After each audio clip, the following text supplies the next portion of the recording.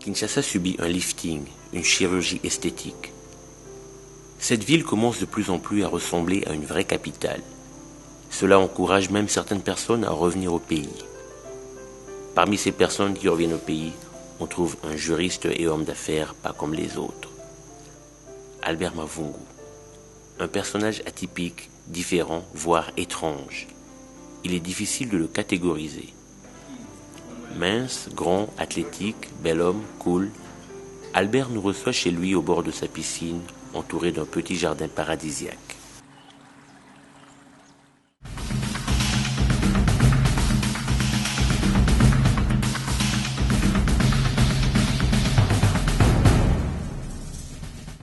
J'ai moi-même du mal à me présenter.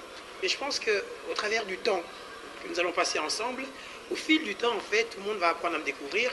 Effectivement, donc je m'appelle Albert Mavungu. En premier lieu, je dirais, je vais démarrer par ma formation quand même, parce que sachez que je suis juriste de formation. Et on va découvrir au travers de tout le documentaire qui je suis réellement. Mais un seul mot, je suis un citoyen du monde, avant tout.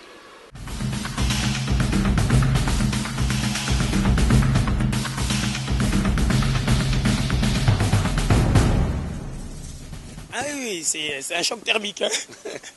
Oui, effectivement, c'est un choc au début. Parce qu'on arrive quand même de l'Occident où les infrastructures sont en place.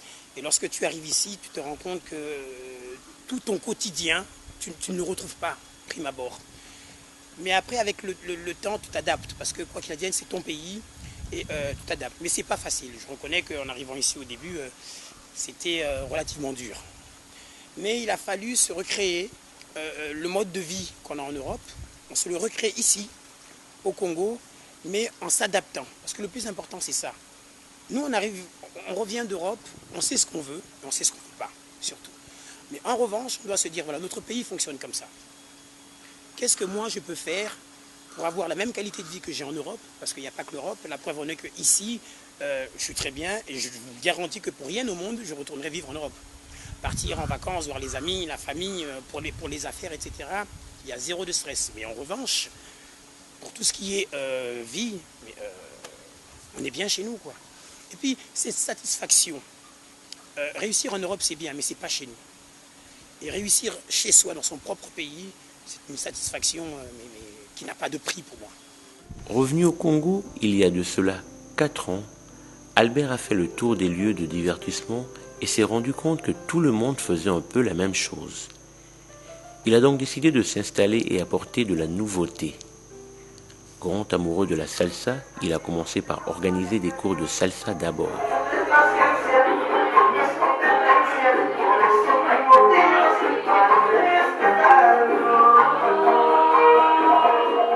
Albert a pris la salsa à Cuba, au pays de Fidel Castro, où il a séjourné pendant 9 mois. Bref, dans son Black and White, il organise chaque mercredi des soirées salsa. A luta continua, Victoria et Certa. Le potentiel qu'a notre pays est énorme. Le talent, les qualités qu'il y a dans ce pays se comptent mais en quantité industrielle. Réveillons-nous, allons-y. Parce que l'avenir, parce que nos parents ont travaillé pour qui? Ils ont travaillé pour nous, leurs enfants. À nous de faire la même chose. Travaillons pour l'avenir de notre pays. Kinshasa est une ville qui ne dort pas. Certains y travaillent le jour et d'autres la nuit. Patron du Black and White, une des boîtes de nuit les plus branchées de la capitale, Albert Mavungu est juriste de formation. Il a fait ses études de droit en France et a passé beaucoup de temps à Marseille. Le Black and White, comme son nom l'indique, est un espace très multicolore. C'est un des rares endroits de Kinshasa où l'on trouve un mélange de nationalités et de couleurs dans une ambiance de respect et de franche camaraderie. C'est en quelque sorte un microcosme du Congo de demain. En effet, le Congo de 2030 sera très multicolore. Le métissage culturel et biologique n'en est qu'à ses débuts. Il n'y a pas trop à dire avec Alberto Mavungu. Vraiment, tout se retrouve maintenant. Black and White est la place Moro. Oui, c'est que après Bambulo, Royawa. on se détendre, petit-moi billard pour se soulager. Donc, vraiment, le monsieur Albert, il a fait du bon travail. Albert a passé la majeure partie de sa vie en Europe. Pendant ses études, alors qu'il était le président du bureau des étudiants, ses amis et lui fréquentaient un bistrot, un petit bar qui fermait ses portes vers 17 heures. Albert proposa alors à son ami, le fils du propriétaire lombard, d'ouvrir le bistrot le soir. Comme ça, il pourrait inviter les copains et les copines à boire un coup. Ce fut une idée géniale que son ami accepta aussitôt. Comme beaucoup d'étudiants, il partageait son temps entre ses études de droit et son travail au bistrot. Son père, Albert Mavungu Mapezo, fut un grand homme sous le régime de Mobutu. Dans la mémoire collective de Kinshasa, le nom de Mavungu Mapezo est associé à la commune de Bandalungwa. En effet, son père fut entre autres bourgmestre de cette commune populaire. D'ailleurs, il y a une rue qui porte son nom à Bandalungwa.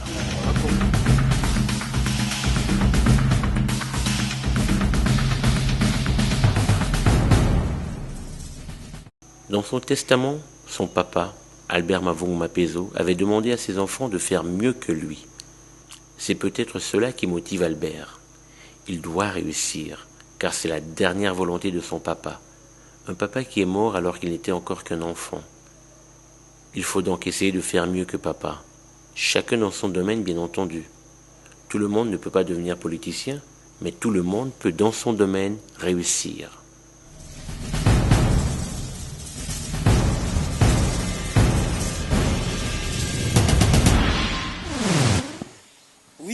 Oui, c'est énorme. J'ai beaucoup d'admiration pour ma mère.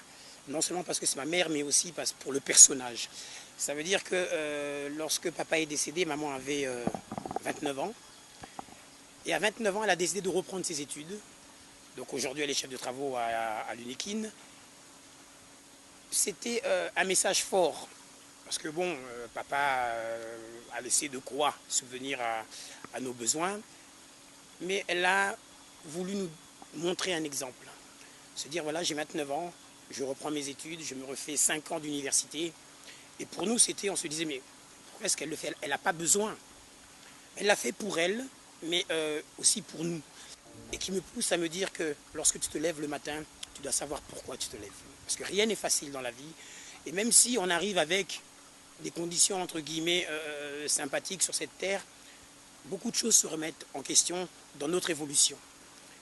Et cet acte que ma mère a posé, pour moi, c'est un symbole, c'est un signe fort. Donc on peut pas, on n'a pas le droit de baisser les bras, donc il faut y aller. C'est pour ça que je suis toujours, comme on dit, au taquet pour travailler, pour aller de l'avant, pour innover, pour faire en sorte que notre pays, en fait, aille de l'avant. Donc en fait, c'est un message fort, mais tout le monde est concerné. Parce que chacun d'entre nous a un exemple comme ça, qui vient de son père, qui vient de sa mère. On en a tous un. Il faut le prendre, le mettre en ligne de mire et essayer d'aller plus loin et viser toujours plus haut. Ça, c'est clair.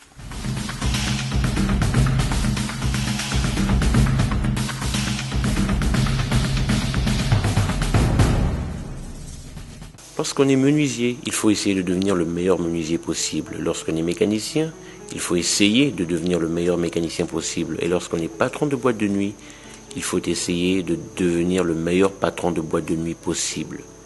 Le mot-clé ici, c'est essayer. Ne dit-on pas qu'il vaut mieux regretter d'avoir essayé que regretter de n'avoir jamais essayé? Car en essayant, on risque de réussir. Et comme dirait Albert, quel risque! Après ses études, Albert a travaillé comme juriste pour une compagnie française, mais son goût pour le monde de la nuit ne l'a jamais quitté.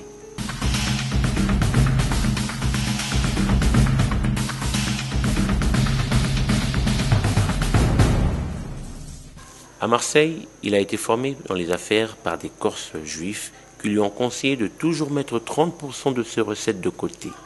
Et depuis, Albert épargne toujours 30% de ce qu'il gagne. Depuis qu'il a repris la gestion de l'atmosphère au Grand Hôtel de Kinshasa, on y a vu défiler plusieurs artistes et DJ internationaux. Même l'équipe de la chaîne de télévision MTV est venu de la Grande-Bretagne sur invitation d'Albert, prester à l'atmosphère. C'était une première pour le Congo. Rémi Abraham, un grand artiste qui vient de France.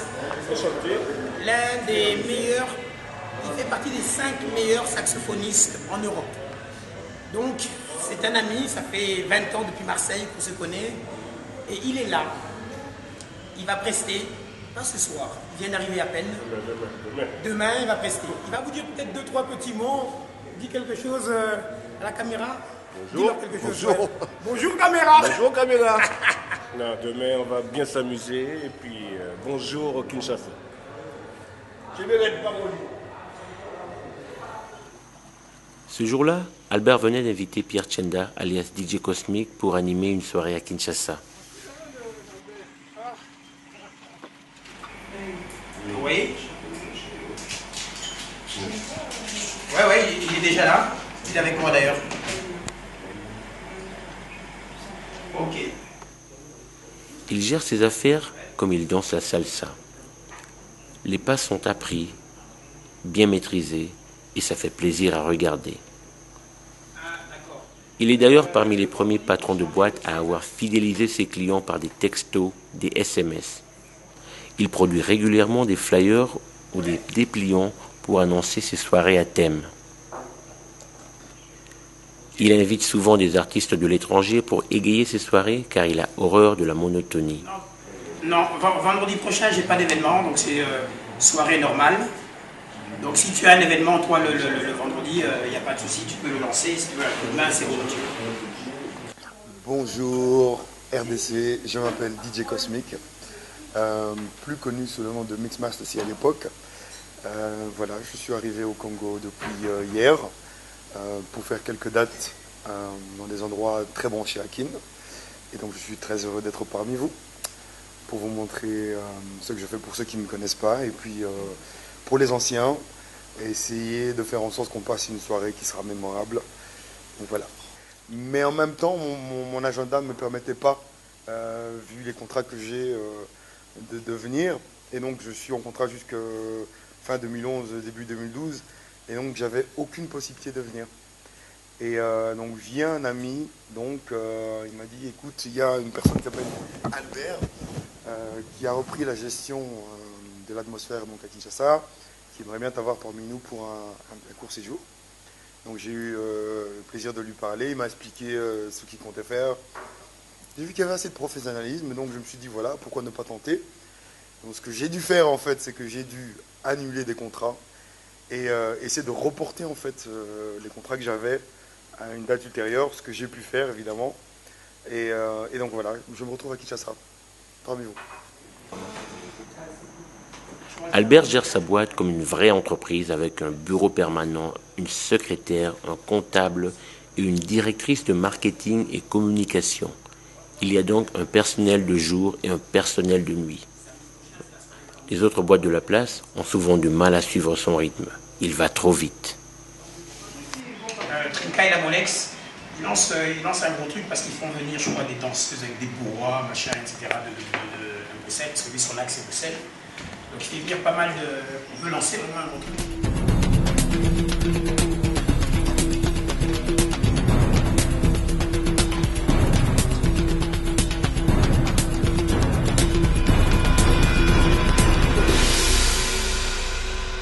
Moi, je suis la directrice marketing et communication du Black and White et de l'atmosphère. Créateur d'emplois avec des idées avant-gardistes ou futuristes, Albert a contracté une mutuelle de santé pour tous ses employés et leurs familles. Chez Albert, certains serveurs touchent jusqu'à $300 par mois, ce qui au Congo dépasse largement la moyenne des salaires dans cette profession. Son look ne correspond pas forcément au look du juriste congolais, encore moins à celui d'un patron qui embauche une quarantaine d'employés.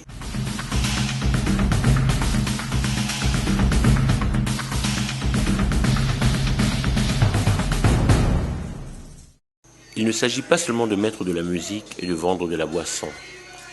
Il faut divertir aussi. À l'atmosphère, Albert a lancé le concept des soirées karaoké. Le karaoké est une forme de divertissement d'origine japonaise où, après quelques verres, des volontaires chantent ou plutôt essaie de chanter en suivant les paroles des chansons qui défilent sur un écran.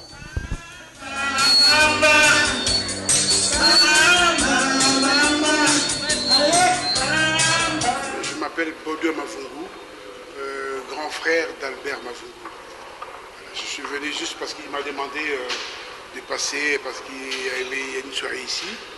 C'est dans ce cadre-là que je me retrouve ici. Voilà. Peut-être il m'a dit que c'est karaoké où les amis viennent chanter, voilà, et partager la soirée.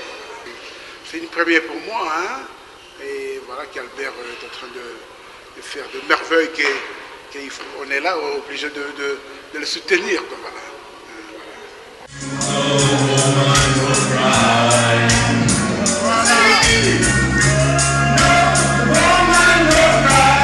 Après quelques vers envoyés derrière la cravate, la chanson No Woman No Cry de Bob Marley se transforme en Yo Bomanyoka du comédien mondial.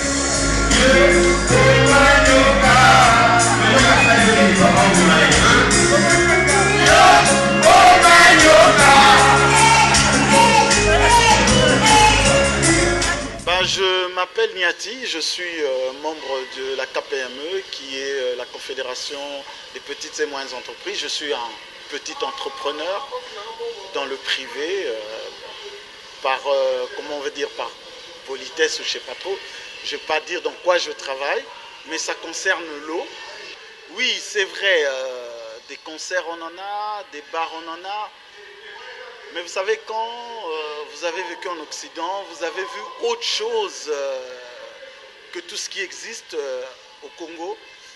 Il y a une certaine nostalgie. Des fois, on est là avec des amis, on se dit, bon, qu'est-ce qu'on va faire aujourd'hui? Et quand on tombe sur des soirées comme ça, ce genre d'événements organisés, ben, ça nous fait du bien. Ça nous rappelle un peu d'où nous venons, qu'est-ce que le parcours que nous avons connu. Et ça nous pousse encore à aller plus loin parce qu'on se dit, bon, ce qu'on a eu de l'étranger, ben, on voudrait bien l'appliquer à Kin. Et Albert, et je le félicite, fait partie de ces gens qui ont compris qu'il y a une certaine demande, certaines personnes qui sont en mal de divertissement. Et c'est merveilleux, c'est bien. Il faudrait qu'il y ait plus d'initiatives. Personnellement, j'ai même des projets dans le divertissement, mais bon, on le développera au moment opportun. Mais il y a moyen de faire beaucoup de choses et nous manquons de cinéma, nous manquons de beaucoup de choses que nous avons connues à l'étranger et que nous n'avons pas. Et dès qu'on a ce genre de concept, ben, on y court parce qu'on se retrouve quelque part. Merci beaucoup. De rien.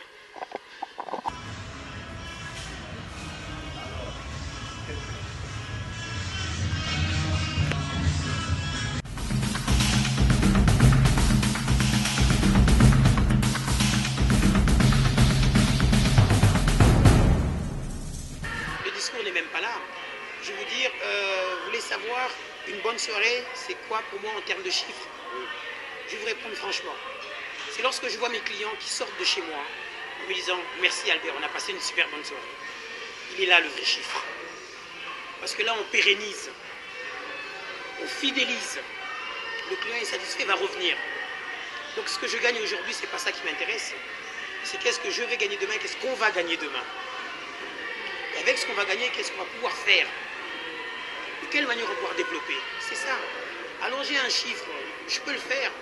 C'est un chiffre que je vais allonger aujourd'hui, ou aligner aujourd'hui, et qui ne sera pas forcément vrai demain. Mais la relation que j'aurai entretenue avec les gens, ça n'a pas de prix pour moi. Le message est plutôt là. Le service à la clientèle est une des clés de sa réussite. Le client est roi. Cette petite phrase, Albert la prend au sérieux. Il traite tous ses clients comme s'ils étaient les personnes les plus importantes du monde. C'est là un des secrets de sa réussite. Le service rendu au client est très important. On reçoit ce qu'on donne, d'après Albert. Principal, qu'un client consomme un coca ou qu'il consomme 10 bouteilles, ça reste réglé. Tu vois? Ça veut dire que le mec qui va boire un coca aujourd'hui, tu ne sais pas peut-être que demain, il va boire une bouteille ou bien il va en parler en bien il a la même considération que l'autre. Maintenant, ceux qui consomment 10 bouteilles, on est des commerçants quand même. Ouais. Tu vas lui donner un petit truc, une attention, en fait. Il reçoit tout le monde de la même manière. J'en sais, regarde, lui là, il achète 10 bouteilles, regarde comment on le reçoit. Et moi aussi, je le reçois de la même manière. Tu vois? Donc tu mets tout le monde sur un plan d'égalité, mais à discrétion. L'autre, il va le gérer un peu mieux, etc. Son principe est simple. Même lorsqu'il n'a rien à donner, Albert donne un sourire aux gens, même aux inconnus. Lorsque toutes ces personnes lui rendent cette gentillesse d'un seul coup, il se retrouve submergé par une vague de gentillesse, de bonheur et de fortune. Mais vous savez, lorsqu'on dit patron, costume, cravate, c'est bien. Ce ne sont que des mots. Mais moi, je m'inscris dans l'action, dans les actes. Le client qui vient au Black and White, qui vient à l'atmosphère, n'a pas besoin de voir un frimeur. Il a besoin d'avoir un service. Voilà ce que je donne aux gens.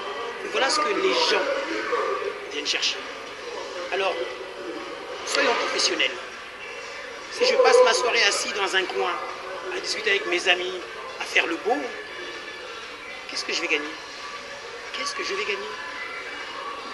Donc cela montre avoir la plus belle voiture, etc. C'est bien, on a besoin d'avoir un certain confort de vie.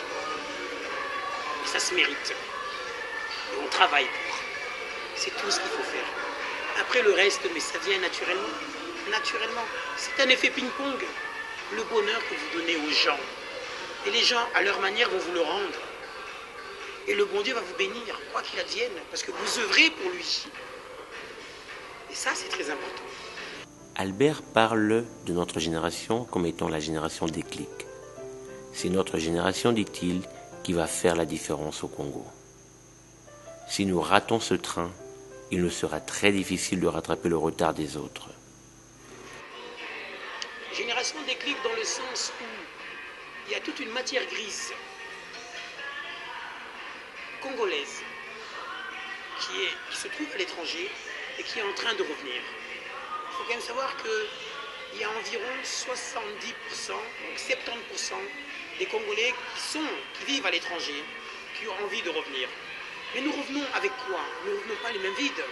Nous revenons avec un bagage intellectuel, avec une expérience, une vision totalement différente de la vision de nos jeunes frères qui sont ici, oui, jeunes frères et grands frères bien sûr qui sont ici, qui n'ont pas eu cette opportunité ou cette possibilité.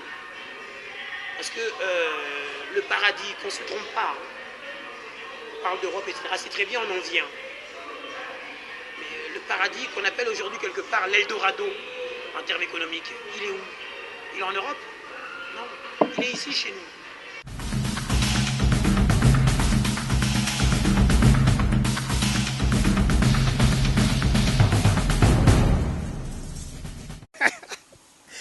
Ouais, je profite bien de la piscine tous les jours. Hein.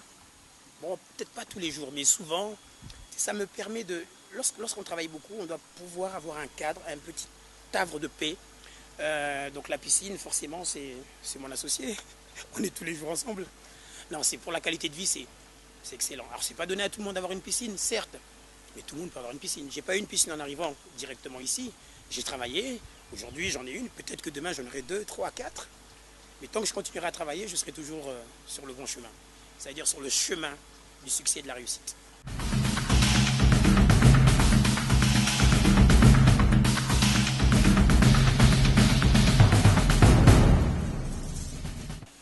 C'est le travail. C'est vraiment le travail. On retrousse les manches et on travaille. On essaye d'être réglo, de s'entourer. C'est très important parce qu'on parle d'Albert Mavungu, mais il y a toute une équipe quand même qui est autour. Savoir s'entourer des bonnes personnes, savoir se constituer ce qu'on appelle réellement un noyau dur qui va permettre, ce n'est pas la réussite d'Albert Mavungu, c'est la réussite de toute une équipe. Seul, j'arriverai à rien. Mais avec mes collaborateurs, avec mes amis, avec même des gens que je ne connais pas, avec qui je peux échanger, on puise à chaque fois des informations, de la motivation, des idées en échangeant. Donc il faut beaucoup communiquer avec les gens, il faut avoir l'ouverture, ce qu'on appelle l'open mind, tout simplement. Qui a coupé la musique? Mais demande à Frère Rolly. Frère Rolly. Oli, s'il te plaît, remets la musique, frère Oli. Tout le monde est dansé, tout le monde est dansé, tout le monde est bougé, tout le monde est bougé, tout le monde est loué, tout le monde est loué, tout le monde est crié.